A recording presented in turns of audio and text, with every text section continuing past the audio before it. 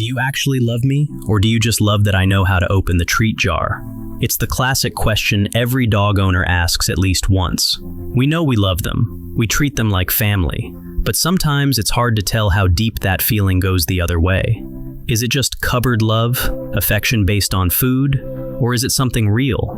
Well, if we look at the science, specifically evolutionary biology and neuroscience, the answer is actually pretty mind-blowing. Over the last 30,000 years, dogs didn't just learn to live in our houses. They actually rewired their brains to bond with us.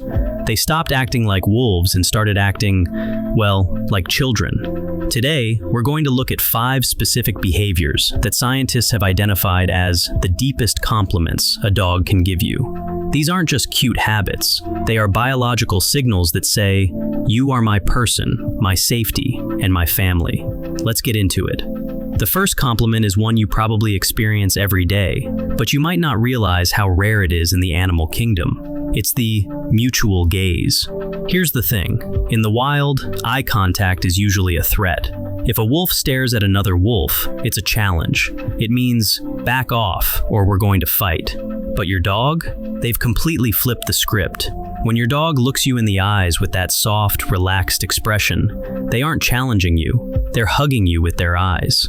Research from Azabu University in Japan found that when dogs and humans stare into each other's eyes, both of them get a massive spike in oxytocin. You've probably heard of oxytocin. It's the love hormone. It's the exact same chemical released when a mother looks at her newborn baby. It creates a positive feedback loop. You look at your dog, your oxytocin goes up, so you pet them. They feel that affection, their oxytocin goes up, so they stare at you more. It's a biological love loop that doesn't exist with wolves, even tame ones. But here's the really crazy part that proves how obsessed your dog is with you. It's called the left gaze bias. When dogs look at human faces, they tend to look first and longest at the right side of your face. Why? Because the right side of the human face usually shows emotions more intensely. Dogs are the only non-primate species that do this. They don't do it when they look at other dogs. They don't do it when they look at toys. They only do it to us. Their brains are literally hardwired to scan our faces to figure out how we're feeling. So, when your dog stares at you, the compliment is, "You are not a threat. You are my family, and knowing how you feel is the most important thing in my world." Compliment number 2 is something that a lot of people actually misunderstand. Imagine you're at the park.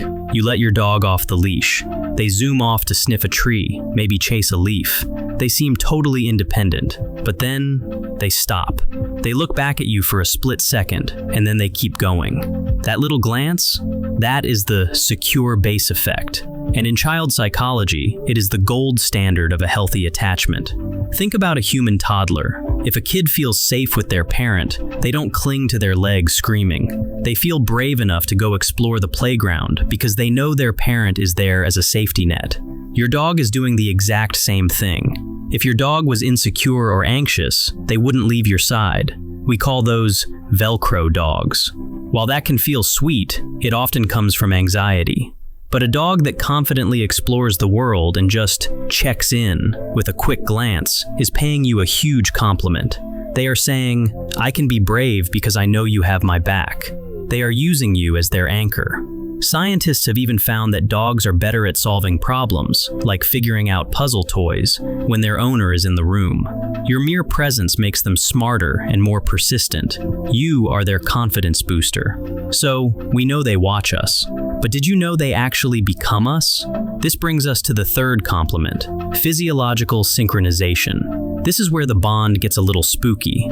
Research has shown that over the long term, a dog's cortisol levels, that's the stress hormone, mirror their owner's levels. If you've had a stressful few months at work, your dog knows. Not just because you're grumpy, but because they are chemically syncing up with you. They are carrying your stress with you. And it's not just hormones, it's movement too. Have you ever noticed that when you're walking with your dog, if you stop, they stop? If you turn left, they turn left? They fall into rhythm with you. This is called locomotor synchrony. It's an ancient pack behavior. They aren't just following orders, they are moving as a unit with you. It's a silent dance that says, "We are one. Where you go, I go." The compliment here is profound empathy. They are saying, I am so tuned into you that your stress is my stress, and your path is my path. Okay, number 4. This one might seem boring, literally, but it's actually a sign of high social intelligence. The yawn. We've all heard that yawns are contagious, right? If I yawn right now, there's a good chance you might want to yawn. For a long time, scientists thought this was just a human thing, or maybe a primate thing. But studies have shown that dogs catch yawns too. Now, skeptics used to say, oh, the dog is just yawning because he's stressed or confused. But recent studies measured the dog's heart rates while this was happening. Their heart rates didn't go up. They weren't stressed. They were just connecting. And here's the kicker. Dogs are way more likely to catch a yawn from their owner than from a stranger. This is called emotional contagion, and it's a rudimentary form of empathy. It means your dog is reading your physical state and mirroring it. They aren't just observing you like a TV screen, they are feeling with you. So next time you yawn and your dog yawns back, don't think they're bored. Take it as a compliment. They're saying, I'm with you, buddy. We're on the same wavelength. Finally, we have the ultimate compliment, the one that overrides millions of years of survival instinct: vulnerability. In the wild, a predator is never more vulnerable than when they are asleep. To sleep deeply, you have to trust your environment 100%. If your dog sleeps on their back, belly up, with their legs in the air, that is the highest honor you can receive. The stomach is where all the vital organs are. By exposing it, they are saying, I know you will never hurt me, and I know you won't let anything else hurt me either. And then there's the lean. You know, when your dog comes up and leans their entire body weight against your legs, some old school trainers used to say this was a dominance move, that the dog was trying to push you around. Modern science tells us that's nonsense. Dogs don't have arms. They can't hug you. The lean is a dog hug. It's a way of seeking comfort and grounding themselves. They are literally using you as their physical and emotional support pillar. This also applies to when they bring you their favorite toy.